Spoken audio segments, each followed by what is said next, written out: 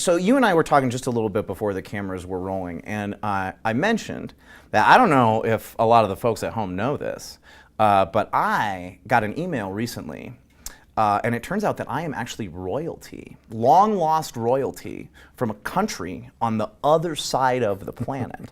And they want to send me some money. You and a lot of other people. Really? There's others? Right. I refuse to share my fortunes. You know, unfortunately, if you scroll down a little more in that email box, you'll probably find another email fairly similar. A lot of times, yeah, with those scams, you know, if something sounds too good to be true, it probably is. Right. You know, unfortunately, we see members being scammed all the time, whether it's a romance scam, tech support scam, IRS scam. Oh, those are all places where you're kind of especially vulnerable, right? Because those are things that for one reason or another people want to respond to, you know? So they're kind of preying on your emotions a little bit, I feel like. Yep. And a lot of those scams are something that seems too good to be true. Yeah. You're a perfect example.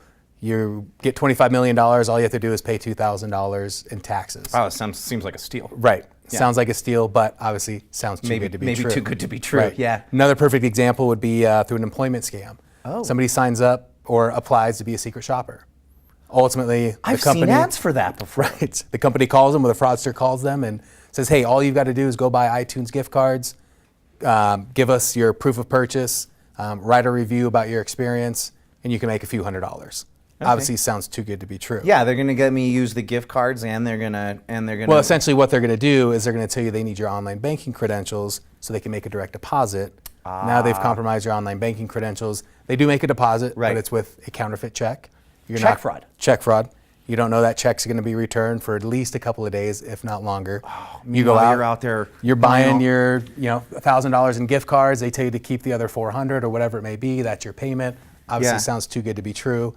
Next thing you know, you think everything's fine. You spent your $400 that you just made. Next thing you know, the check's being returned and you're on the hook.